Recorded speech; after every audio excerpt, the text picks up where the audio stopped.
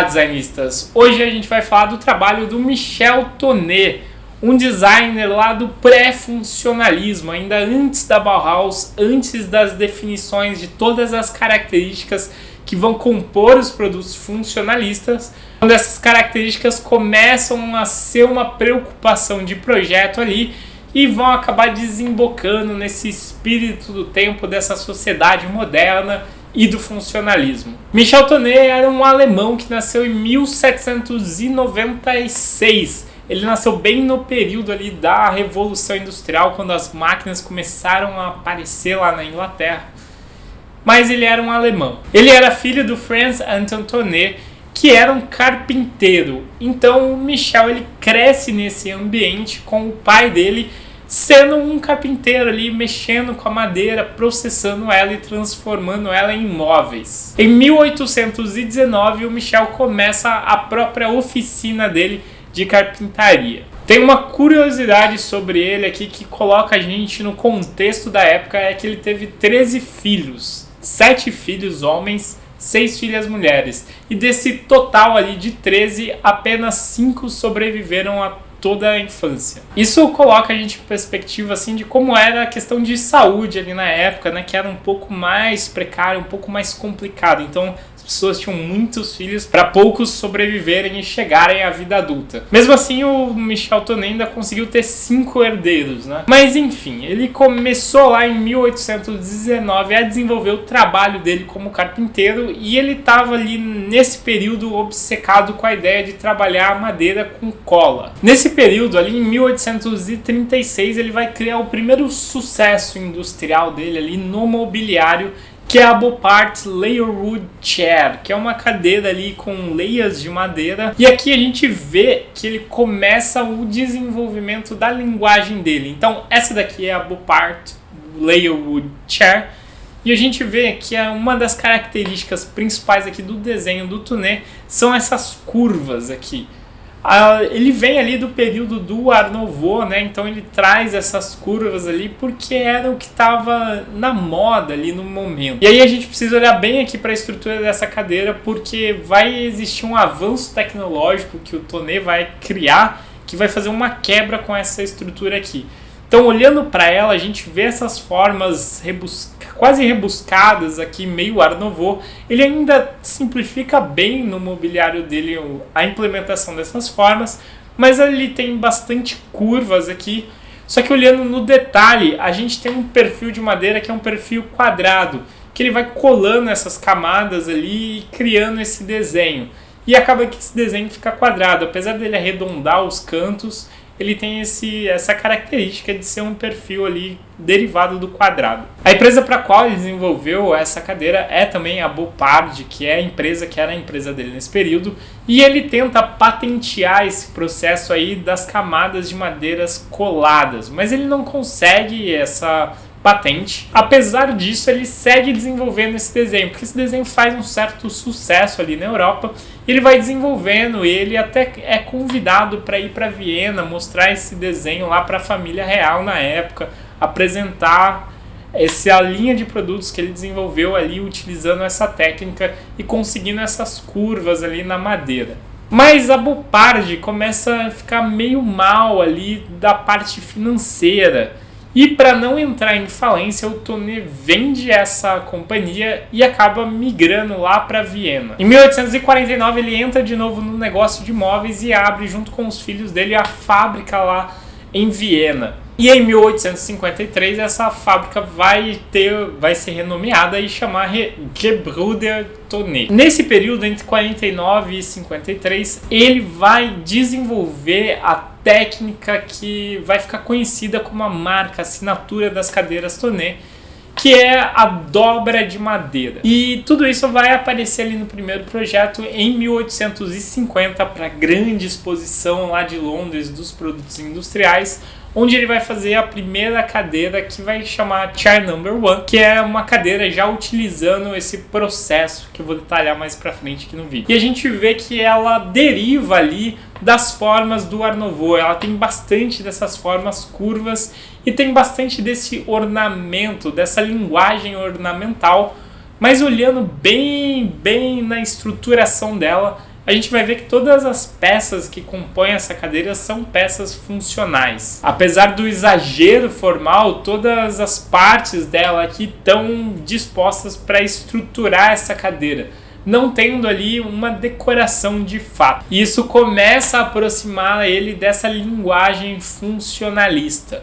E outro fator que aproxima ele dessa linguagem é esse processo que ele desenvolveu de autoclave para dobrar a madeira. Então ele vai pegar esses cilindros de madeira e ele coloca em uma umidade com vapor, assim, ele joga bastante vapor aquecendo essa madeira e esse vapor vai entrando nela, vai absorvendo e vai ficando mais maleável. E aí nesse momento ele dobra essa madeira ali e é um processo de pressão alta, então tem bastante desse vapor que cria essa pressão, tem essa forma, ele dobra essa madeira na forma e aí ele espera essa madeira secar para ficar conformada em formas de curva. Com isso ele evolui aquele processo de criar curvas ali colando madeira uma sobre a outra e acaba podendo criar um desenho um pouco mais visualmente leve, um pouco mais visualmente limpo. Com essa cadeira ele recebe medalha de bronze lá na grande exposição como um dos melhores produtos e ele também recebe uma medalha, um prêmio lá de design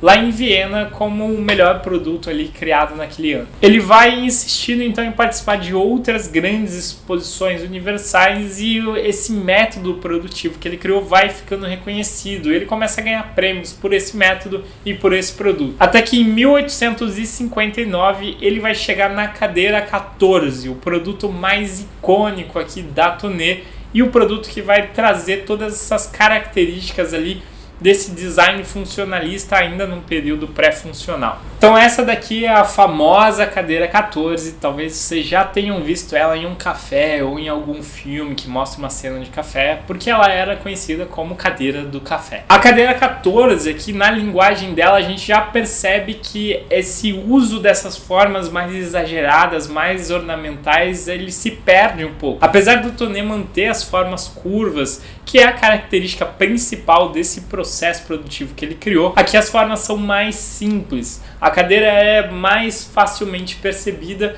e você não precisa ficar ali entendendo se aquela peça ali é funcional ou não. Todas as partes aqui também são funcionais com esse desenho mais simplificado. Não chega a ser um desenho geométrico, apesar do assento dela a partir de um círculo. O desenho das pernas e do encosto ainda é um desenho orgânico ali, derivado do Art Nouveau, mas com essa simplificação formal e com essa preocupação mais funcional ali desse processo produtivo. E outra coisa que o Tonnet vai acrescentar aqui nessa cadeira, que vai elevar ainda essas características funcionalistas e que vai dar um grande impacto no negócio dele como um todo, é pensar essa cadeira como uma cadeira desmontável para o envio mais compactado, para facilitar a logística. Então ele envia essa cadeira desmontada para os locais, para os clientes, e os clientes recebem essa cadeira e montam. Esse é um dos primeiros exemplos desse tipo de pensamento na indústria de imobiliário. Isso vai fazer com que a empresa dele tenha uma possibilidade de ser global, porque vai diminuir muito esses custos de envio. E com essa linguagem mais funcionalista, pensando mais na produção, ele vai conseguir um valor melhor para a produção dessa cadeira, para a comercialização dessa cadeira,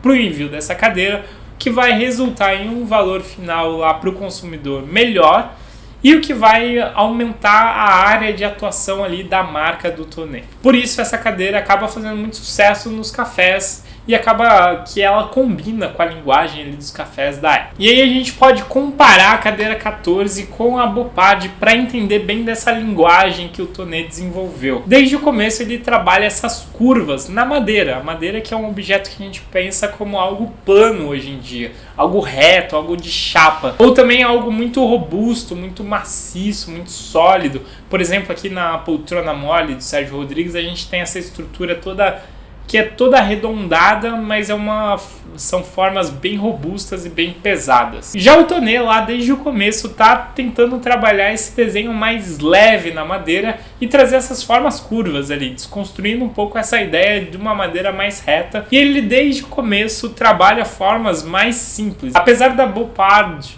ser uma cadeira ali mais decorativa, né, com mais detalhes na construção dela e nas partes construtivas, a cadeira 14 já não tem mais esses detalhes, isso ela é a forma pela própria forma ali e acaba sendo um reflexo do processo produtivo. Então, apesar do Tonnet trabalhar essas formas mais exageradas, ele começa ali num pensamento de um design funcionalista, de trabalhar formas mais simples, que são resultados do processo produtivo, e de tornar esse processo mais eficiente e de tornar esse produto mais eficiente ali para o mercado. Tudo isso faz a empresa dele ter aquela atuação global. Então, o negócio do Tonnet, o sucesso do negócio dele, é um reflexo direto do processo produtivo e do design das peças. Ele tem tanto sucesso ali com essa empresa que a Tonnet existe até hoje como uma empresa de móveis que produz esses móveis com madeira curvada.